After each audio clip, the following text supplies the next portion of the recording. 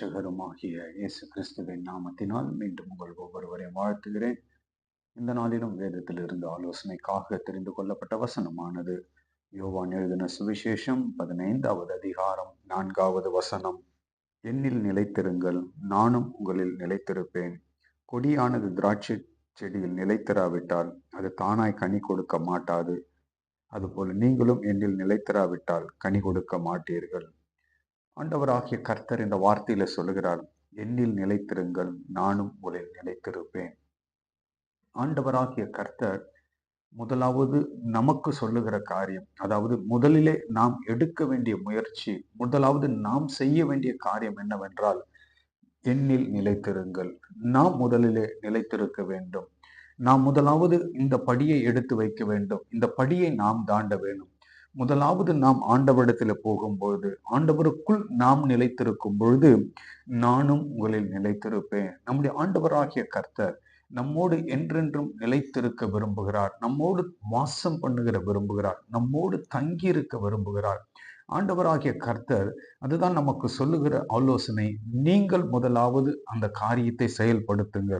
அவரோடு நிலைத்திருக்க நாம் பிரயாசப்படும் பொழுது, நாம் அவரோடு நிலைத்திருக்கும் போது ஆண்டவர் நம்மோடு நிலைத்திருக்கிறேன் என்று ஆண்டவர் சொல்லுகிறார். சொல்லிவிட்டு சொல்லுகிறார், கொடியானது திராட்சை செடியில் நிலைத்திராவிட்டால் அது தானாய் கனி கொடுக்க மாட்டாது. அப்ப நம்முடைய வாழ்க்கையில கனி கொடுக்க வேண்டும் என்றால் ஆண்டவராகிய கர்த்தர் நம்முடைய வாழ்க்கையில இருந்தால் மாத்திரமே அது சாத்தியமாகும். நம்முடைய சுயத்திலே நம்மால் ஒன்றும் செய்து விட முடியாது. ஆண்டவருடைய துணை இல்லாமல், ஆண்டவருடைய ஒத்தாசை இல்லாமல் நம்மால் ஒன்றுமே செய்ய முடியாது என்று வசனம் சொல்லுகிறது. அப்போ ஆண்டவர் நமக்குள் நிலைத்திருந்து நமக்குள் நாம் செய்கிற எல்லா காரியத்தையும் ஆண்டவர் வாய்க்க பண்ண விரும்புகிற ஆண்டவர். அப்போ யாரில் ஆண்டவர் நிலைத்திருக்கிறார்? எப்படிப்பட்டவர்கள் ஆண்டவர் நிலைத்திருக்கிறார்? யார் யாரோடு ஆண்டவர் நிலைத்திருக்கிறார் என்று வேதத்திலே நாம் பார்க்கும்போது, முதலாவது யாரிடத்திலே ஆண்டவர் நிலைத்திருக்கிறார்? யோவான் எழுதின சுவிசேஷம் 6வது அதிகாரம் 56வது வசனம் சொல்கிறது, என் மாம்சத்தை புசித்து என் இரத்தத்தை பானம் பண்ணுகிறவன் என்னிலே நிலைத்திருக்கிறார், நானும் அவனில் நிலைத்திருக்கிறேன். முதலாவது ஆண்டவர் யாரோடு நிலைத்திருக்கிறார் என்றால், யார் ஒருவன் ஆண்டவருடைய மாம்சத்தை புசித்து அவருடைய இரத்தத்தை பானம் பண்ணுகிறானோ, யார் ஒருவன் ஆண்டவராகிய இயேசு கிறிஸ்துவை, எந்த தேவ பிள்ளை ஆண்டவராகிய இயேசு கிறிஸ்துவை சொந்த இரட்சகராய் ஏற்றுக்கொண்டு அவருடைய சரீரத்தையும் அவருடைய இரத்தத்தையும் பானம் பண்ணுகிறார்களோ அவர்களுக்குள் ஆண்டவர் நிலைத்திருக்கிறார் என்று வசனம் சொல்லுகிறது. அது மாத்திரமல்ல, நாமும் அவருக்குள் நிலைத்திருக்கிறோம்.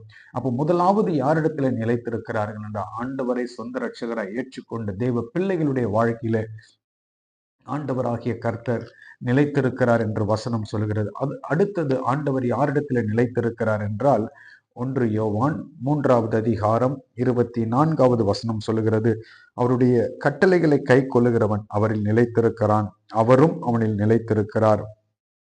அவர் நம்மில் நிலைத்திருக்கிறதை அவர் நமக்குள் தந்தரில் ஆவியினாலே அறிந்திருக்கிறோம். இரண்டாவதாக ஆண்டவர் யாரிடத்தில் நிலைத்திருக்கிறார் என்றால், யார் ஒரு தேவ பிள்ளை ஆண்டவருடைய கட்டளைகளை கை கொள்ளுகிறார்களோ அவர்களிடத்தில் ஆண்டவர் நிலைத்திருக்கிறேன் என்று சொல்லுகிறார். முதலாவது ஆண்டவர் நிலைத்திருக்கிறது யாரிடத்தில் என்றால், யார் ஒருவர் அவரை சொந்த இரட்சகராய் ஏற்றுக்கொண்டு அவருடைய இரத்தத்தையும் பானத்தையும் பானம் பண்ணுகிறார்களோ, அவருடைய இரத்தத்தையும் சரீரத்தையும் புசித்து பானம் பண்ணுகிறார்களோ, முதலாவது கர்த்தர் அவர்களிடத்தில் இருக்கிறார். இரண்டாவது அவருடைய வார்த்தை, அவருடைய கற்பனைகளை யாரெல்லாம், கட்டளைகளை யாரெல்லாம் கை கொள்ளுகிறார்களோ, இரண்டாவது ஆண்டவர் அவர்களிடத்தில் நிலைத்திருக்கிறேன் என்று சொல்லுகிறார். மூன்றாவது ஆண்டவர் யாரிடத்தில் நிலைத்திருக்கிறார் என்றால், 1 யோவான் 4வது அதிகாரம் 15வது வசனம் இப்படியாய் சொல்லுகிறது, இயேசுவானவர் தேவனுடைய குமாரன் என்று அறிக்கை பண்ணுகிறவன் எவனோ அவனில் தேவன் நிலைத்திருக்கிறார், அவனும் தேவனில் நிலைத்திருக்கிறான். மூன்றாவது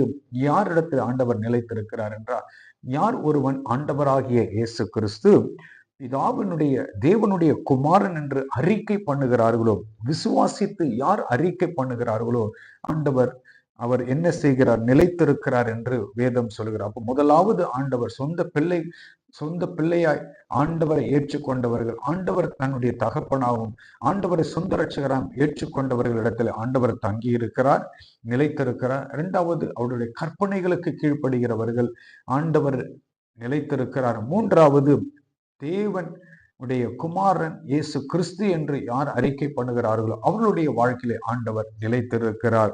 சரி, எதில் நிலைத்திருக்க வேண்டும்? ஆண்டவர் யாரிடத்திலே நிலைத்திருக்கிறார் என்று பார்த்தோம். இப்போ நாம் எந்தெந்த காரியத்திலே நாம் நிலைத்திருக்க வேண்டும்?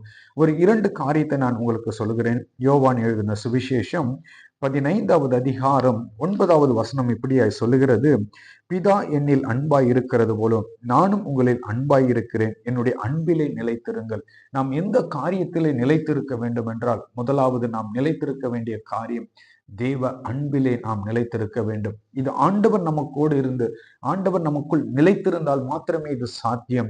நாம் முதலாவது நிலைத்திருக்க வேண்டிய காரியம் எது என்றால் தேவ அன்பிலே நிலைத்திருக்க வேண்டும். இரண்டாவது, அதே 15வது அதிகாரம் யோவான் எழுதின சுவிசேஷம் 7வது வசனத்தை வாசிக்கும் போது, நீங்கள் என்னிலும் என் வார்த்தை உங்களிலும் நிலைத்திருந்தால். அப்ப இரண்டாவது நாம் நிலைத்திருக்க வேண்டியது எதுவென்றால் ஆண்டவருடைய வார்த்தையிலே நிலைத்திருக்க வேண்டும். என்னை கேட்கிற தேவ ஜனமே, ஆண்டவர் நம்மோடு நிலைத்திருக்க வேண்டும் என்றால், நாம் ஆண்டவரோடு நிலைத்திருக்க வேண்டும் என்றால் 3 விதமான நபர்களிடத்தில் ஆண்டவர் நிலைத்திருக்கிறார். யார் யார் என்று பார்க்கும்போது, ஆண்டவரை சொந்த இரட்சகராய் ஏற்றுக்கொண்ட தேவ பிள்ளைகள் வாழ்க்கையிலும், அவருடைய கற்பனைகளை கை கொள்ளுகிறவர்களும், குமாரனை அறிக்கை பண்ணுகிறவர்களை, இந்த 3 நபர்களிடத்திலே ஆண்டவர் நிலைத்திருக்கிறார். அடுத்ததாக எதிலே நாம் நிலைத்திருக்க வேண்டும் என்று வசனம் சொல்லுகிறது என்றால், முதலாவது தேவ அன்பிலே நாம் நிலைத்திருக்க வேண்டும். இரண்டாவதாக அவருடைய வார்த்தையிலே நாம் நிலைத்திருக்க வேண்டும். இப்படி நாம் நிலைத்திருக்கும் பொழுது ஆண்டவராகிய கர்த்தர் நம்மோடு கூட இருந்து நம்மை கனிகளை கொடுக்க செய்ய ஆண்டவர் உண்மை உள்ளவராய் இருக்கிறார். அவர் அதை நம்முடைய வாழ்க்கையில நிறைவேற்ற ஆண்டவர் போதுமானவராய் இருக்கிறார். நாம் கனி கொடுக்கிறவராய் ஆண்டவர் நம்மை மாற்றுவார். நாம் ஜெபிக்கலாமா? நேசித்து நடத்துகிற அன்பின் ஆண்டவரே, இந்த நாளுக்காய் நன்றி, கொடுத்த உங்களுடைய ஆலோசனைக்காய் நன்றி. நீங்கள் என்னிலே நிலைத்திருங்கள், நான் உங்களிலே நிலைத்திருப்பேன் என்று சொன்ன ஆண்டவர் தேவனாகிய கர்த்தர், நாங்கள் என்றென்றும் உம்மோடு நிலைத்திருக்கவும், உடைய வார்த்தையின்படி, உடைய கற்பனையின்படி நாங்கள் நடக்கவும், அன்பிலே நிலைத்திருக்கவும் என் ஆண்டவராகிய கர்த்தர் எங்களுக்கு உதவி செய்வீராக. ஆண்டவராகிய இயேசு கிறிஸ்து பிதாவினுடைய குமாரன் என்று அறிக்கை பண்ணவர்களிடத்தில் இருக்கிறேன் என்று நிலைத்திருக்கிறேன் என்று சொன்ன ஆண்டவர், இந்த வார்த்தையை கேட்கிற ஒவ்வொரு தேவ பிள்ளைகளுடைய வாழ்க்கையிலும் நீங்கள் நிலைத்திருங்க, அவர்களை கனி கொடுக்கிறவர்களாய் மாற்றும்படியாய் ஜெபிக்கிறேன் ஐயா. உம்முடைய கரத்தில் ஒப்பு கொடுக்கிறேன். துதிக்கான மகிமை எல்லாம் ஒவ்வொருவருக்கே செலுத்துகிறேன், இயேசு கிறிஸ்துவின் நாமத்தில் பிதாவே, ஆமேன். இந்த வார்த்தையின்படி நாமே கர்த்தர் உங்கள் ஒவ்வொருவரையும் ஆசீர்வதிப்பாராக. ஆமேன்.